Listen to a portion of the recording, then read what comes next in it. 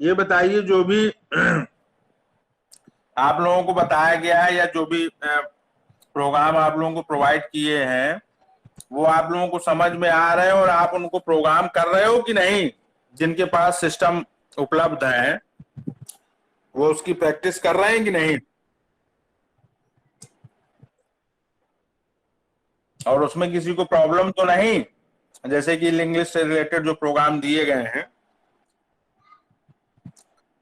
वो थोड़ा लेंदी जरूर हैं, लेकिन अगर उसमें आप कोशिश करें, उसको समझें और जो आपको बताया गया है प्रोग्रामिंग कि किस तरीके से जो है आपको लिंक लिस्ट को क्रिएट करना है, कैसे उसको काउंट करेंगे और फिर कैसे उसमें इंसर्शन और डिलीशन होगा, कैसे उसमें ट्रवर्सिंग होगी है, फिर उसी उन्हीं नोट को डिस्प्ले करवाना है।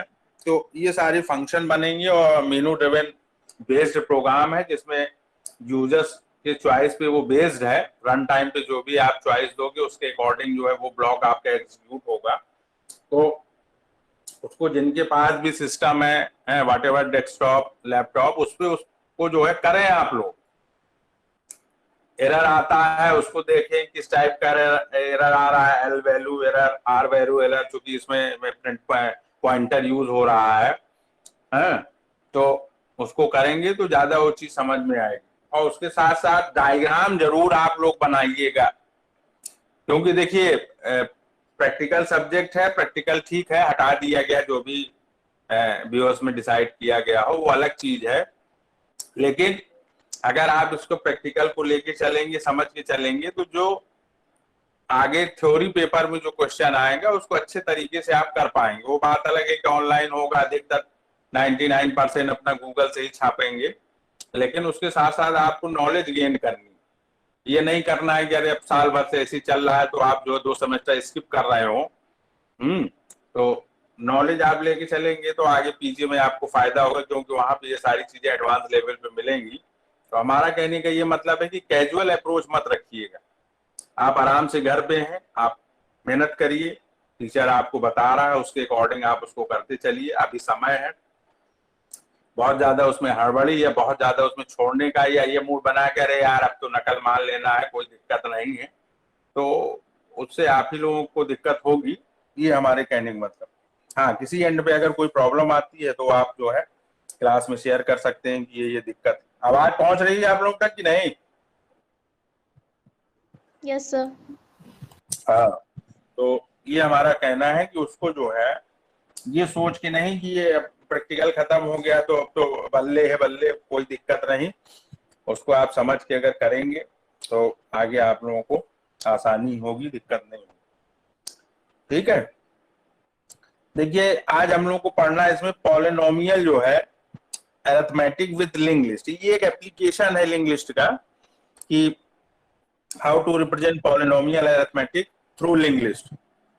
इसमें लिंक लिस्ट का जो है एक एप्लीकेशन बताया गया है कि अगर हम कोई पॉलिनोमियल ले लेते हैं, एन टर्म का ले लेते हैं या क्यूबिक ले लेते हैं या टेट्रिक ले लेते हैं, तो उन सारे टर्म को आप, चूंकि अगर पॉलिनोमियल है तो उन सारे टर्म में आपका कॉफिशिएंट भी मिलेगा और एक्सपोनेंट भी मिलेगा टर्म का, तो उनको हम कैसे लिंक लिस्ट से रिप्रेजेंट करेंगे। अब link list single link list की बात हो या डबली लिंक लिस्ट की बात हो, डबली में हमने बताया था कि आपका एक नोड होगा तो उसमें उस नोड को हम 3 पार्ट पे डिवाइड करेंगे, है ना। नोड हैज 3 पार्ट्स, प्रीव्यू और इन्फो और लिंक, इस तरीके से वो डिवाइड होगा। तो यहाँ पर भी हम लोग जो सिंगल लिंक लिस्ट के थ्रू पॉलिनोमियल अरिथमेटिक को या पॉलिनोमियल एक्सप्रेशंस को जो रिप्रेजेंट करेंगे, तो उसमें जो हमारा नोड होगा उसके भी 3 पार्ट हम लोग करेंगे। फर्स्ट पार्ट में क्या होगा, जो भी पॉलिनोमियल सपोज मान लिया 5x to the power 4 plus X cube minus 6x plus 2 something करके कोई एक पॉलिनोमियल दिया हुआ है, तो इसमें जो फर्स्ट टर्म है तो उसका 5x की पावर 4 है तो कॉफिशिएंट इसका 5 हो गया, और एक्सपोनेंट जो पावर होती है उसको हम लोग एक्सपोनेंट कहते हैं। इसे हम जो है जो सिंगल लिंक लिस्ट में जब हम लोग नोट लेते थे तो 2 ही पार्ट होते थे, इन्फो और लिंक। इन्फो को 2 पार्ट में डिवाइड करेंगे, उसमें आपका कॉफिशिएंट आ जाएगा और उसके बाद जो सेकंड जो एडजेसेंट जो उसका पार्ट होगा उसमें आपका कॉफिशिएंट आ जाएगा, और बाकी लिंक आपका एज इट इज रहेगा। तो इस तरीके से इसको हम लोग रिप्रेजेंट करते जाएं। ठीक है, तो हम स्क्रीन शेयर कर रहे हैं, उसमें एग्जाम्पल को लेके और कैसे आप नोट को जो है डिक्लेयर करोगे। अभी तक हम लोग नोट में लेते थे इन्फो और एक लिंक ले लेते थे स्ट्रक्चर नोट टाइप का पॉइंटर वेरिएबल। तो अब हम लोग क्या करेंगे कि इन्फो के दो पार्ट हो जाएंगे, आपका एक कोफिशिएंट हो जाएगा, एक एक्सपोनेंट, और लिंक आपका सेम रहेगा। ठीक, तो स्क्रीन हम शेयर कर रहे हैं, उसमें आप लोग देखें।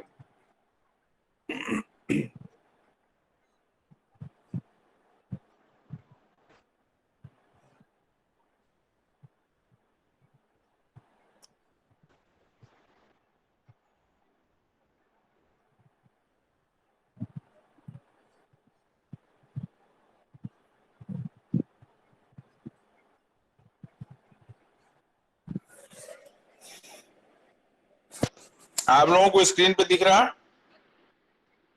Yes sir. हाँ, देखिए यहाँ पे ये एक लिंक लिस्ट का एप्लीकेशन बताया गया है कि लिंक लिस्ट को यूज करके कोई भी पॉलिनोमियल अरिथमेटिक एक्सप्रेशंस है उसे हम कैसे जो है रिप्रेजेंट करेंगे। यहाँ पे एक एग्जांपल लेके इसमें बताया गया है कि सपोज मान लीजिए 5x की power 4 plus x minus 6x plus 2 है, तो उसे कैसे रिप्रेजेंट करेंगे। तो सिंपली आप लिंक लिस्ट, जब आप सिंगल लिंक लिस्ट यूज कर रहे थे तो आप देख रहे थे कि जब आप नोड जो है डिक्लेयर करते हैं स्ट्रक्ट नोड, तो उस समय केवल दो ही हम लोग स्ट्रक्चर जो है मेंबर्स जो है डिक्लेयर करते थे, एक इन्फो होता था और एक आपका स्ट्रक्ट नोड टाइप के पॉइंटर वेरिएबल लिंक, जो कि नेक्स्ट जो है नोड के एड्रेस को कंटेन करता था या उसको जो है लिंक करता था।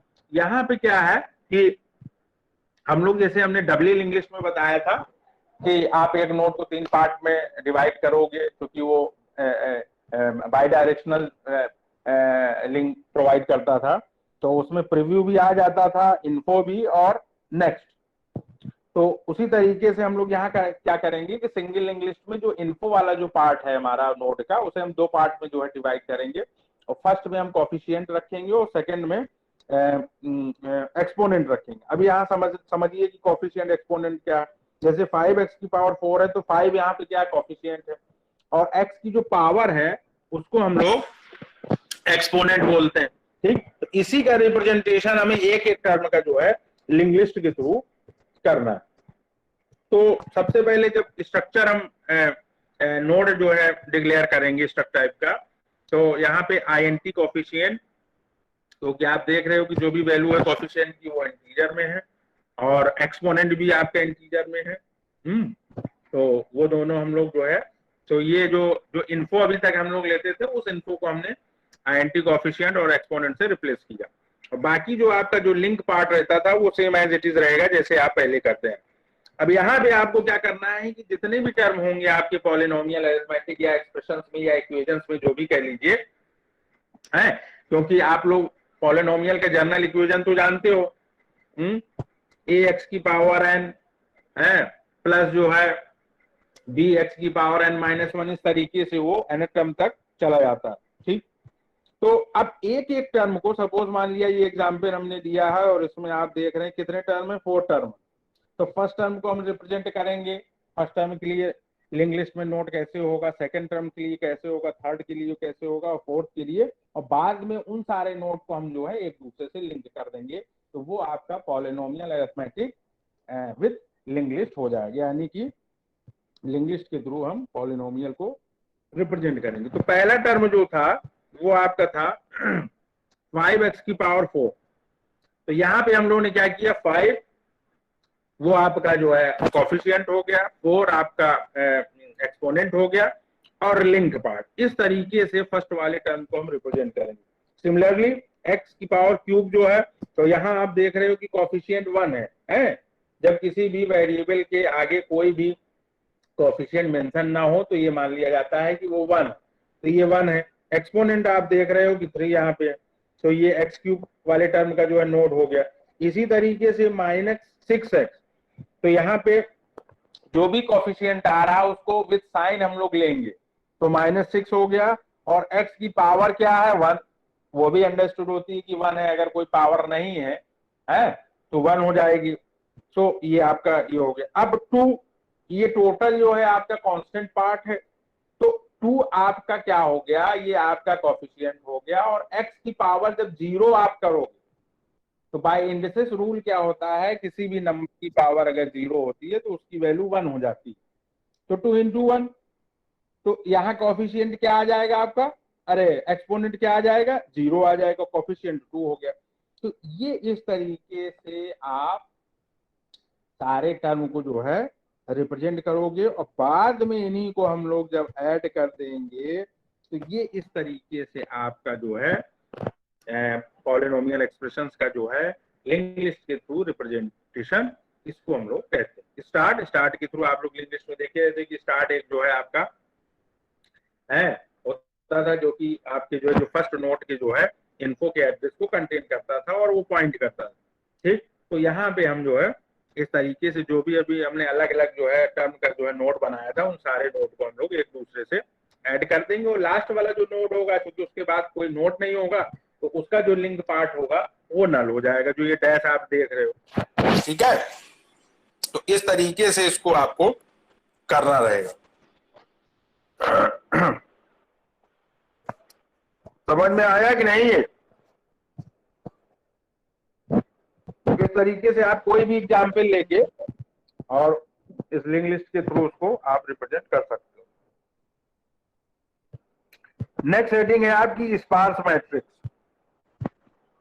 देखिए स्पार्स मैट्रिक्स वो होती है जिसमें क्या होता है, मोर जीरो एंट्रीज है ना देन नॉन जीरो एंट्रीज, यानी कि ऐसी मैट्रिक्स जिसमें नॉन जीरो एंट्रीज की तुलना में जीरो एंट्रीज ज्यादा हो। ठीक, यानी कि मान लिया 3x3 की अगर मैट्रिक्स ली तो टोटल एलिमेंट कितने होंगे, 9। तो सपोज मान लिया कि उसमें 5 जो है एंट्री 0 की है और 4 नॉन जीरो की है, तो वो आपकी स्पार्स मैट्रिक्स कहलाएगी, है ना। दिया भी है कि विच है more zero entries are called as sparse matrix. Matrix as presentation in row and column, simply वैसे ही आप मैट्रिक्स की डेफिनेशन ही है कि आप जो भी एलिमेंट्स होंगे उनको आप रो और कॉलम में रिप्रेजेंट करोगे। तो मैट्रिक्स को रिप्रेजेंट करने के लिए आप 2 डायमेंशनल जो है एरे को यूज करते हो, जिसको आप एरे ऑफ एरे भी बोलते हो, है। तो इसमें वही बताया कि suppose a matrix has many zero entries and we have work only with non zero entries, so it's wastage of time, है। तो ये सिंपल एक रिप्रेजेंटेशन है। Now we want to save the memory space which every zero entry is using. अब जहां पे zero entries है तो क्या होगा, एक तरीके से मेमोरी सेव हो रहा है। तो so alternate method is to save only non zero entries है which can be through sparse. तो सिंपली क्योंकि होता क्या है कि जो भी हम लोग ऑपरेशंस परफॉर्म करते हैं वो आप नॉन जीरो एलिमेंट्स में ही करते हो या एंट्रीज में करते हो, और जीरो वाले जो रहेंगे तो कोई स्पेस ऑक्युपाई करेंगे नहीं। तो एक प्रकार से स्पार्स मैट्रिक्स का यूज जो है वो मेमोरी सेविंग के लिए भी हम लोग करते हैं। तो ये टॉपिक था, तो ये आपको बता दिया गया, इसको आप लोग कर लीजिएगा, ये एग्जाम्पल भी उसमें नोट कर लीजिएगा। अब यहाँ पे आप देख रहे हैं कि नॉन जीरो एंट्रीज कितनी है, 4, और जीरो एंट्रीज आपकी कितनी है, 3 to 5। और ये एक स्क्वायर मैट्रिक्स है जिसमें रो और कॉलम आपके सेम दिए हो। ठीक, तो इसमें किसी प्रकार की कोई दिक्कत? No sir. और इससे पहले जो, हाँ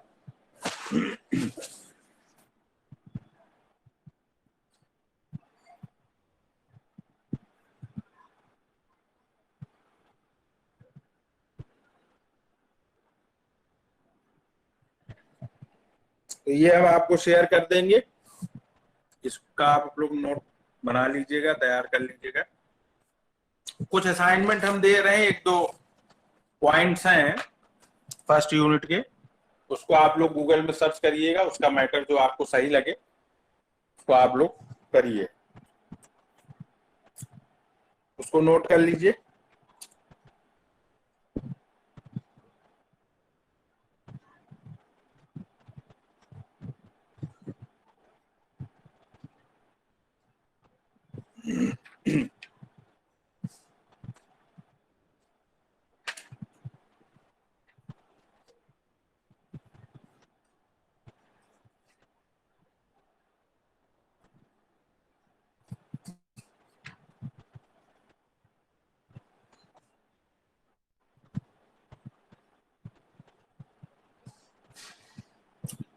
हाँ, इसमें नोट करिए पहला ऑर्थोगोनल लिस्ट। ऑर्थोगोनल लिस्ट को भी हम लोग जो है मैट्रिक्स के थ्रू रिप्रेजेंट करते हैं, और इसमें रो कॉलम जो है के जो एलिमेंट होते हैं वो एक दूसरे को लिंक करते हैं। तो बहुत सिंपल सा है, ये ऑर्थोगोनल लिस्ट लिख लीजिए। और सेकंड है आपका generalised list and its applications. Second है generalised list and its application. ये दो केवल आपको करना है।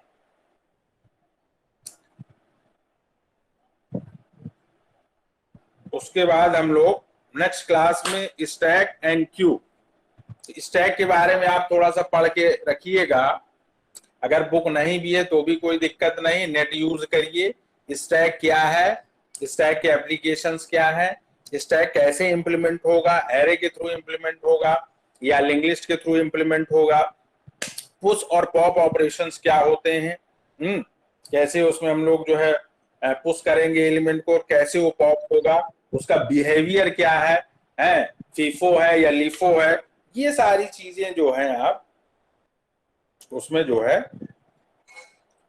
कर सकते हैं। उसके बाद स्टैक का एप्लीकेशन से जो यहाँ पे आप प्रीफिक्स, इनफिक्स और पोस्टफिक्स एक्सप्रेशंस जो है उसको हम लोग जो है कैसे जो है स्टैक्स के थ्रू जो है इंप्लीमेंट करेंगे।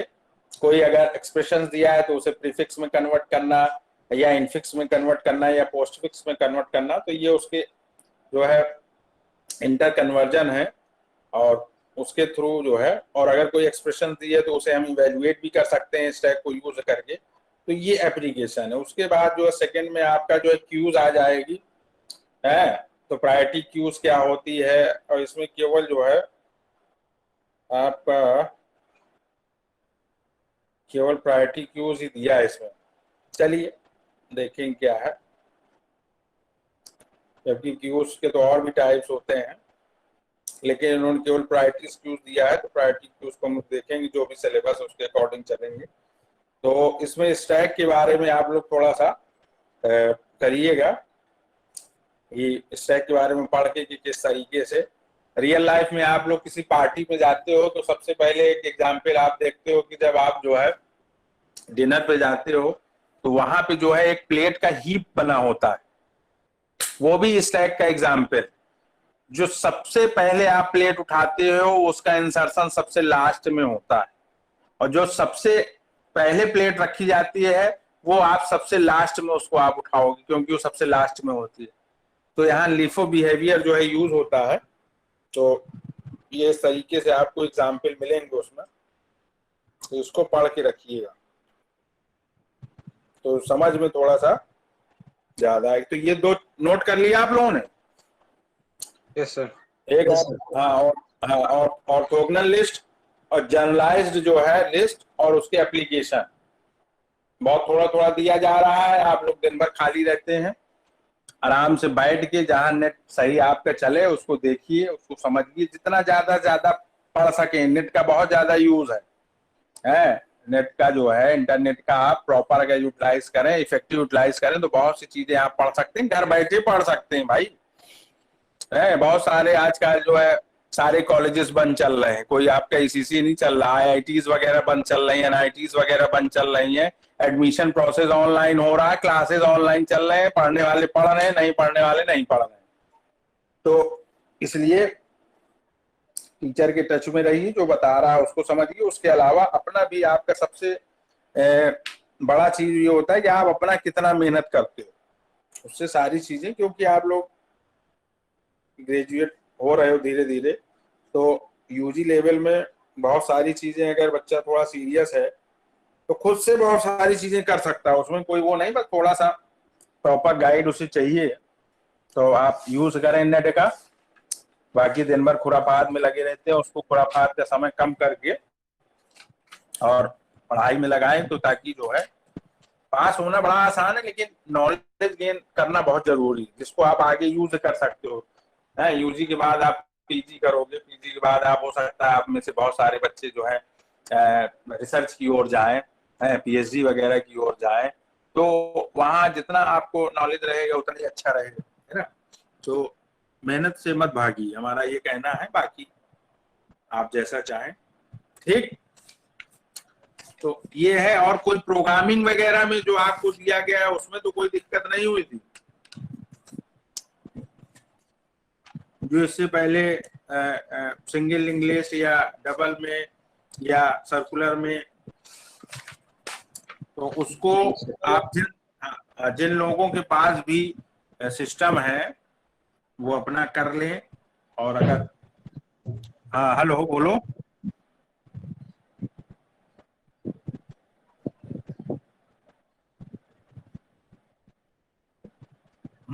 किसी की क्वेरी है कोई?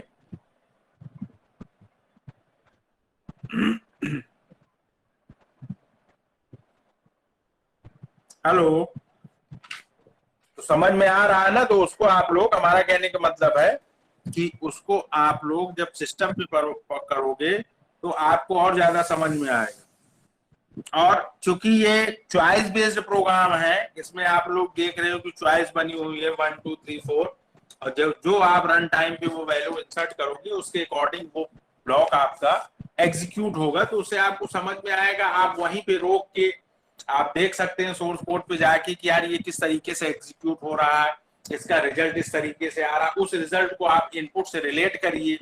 जितना ज्यादा आप जो है दिमाग इस तरीके से यूज करेंगे उतना ज्यादा आपको जो है उसमें समझ में आएगा। पॉइंटर से भागने की जरूरत नहीं है, पॉइंटर को भगाने की जरूरत है। जितना ज्यादा आप पॉइंटर के बारे में पढ़ेंगे, समझेंगे, यूटिलाइज करेंगे, प्रैक्टिकल करेंगे, उतना ज्यादा उस पर आपको कमांड होगी। ठीक है, तो आज हम इतना ही रखते हैं।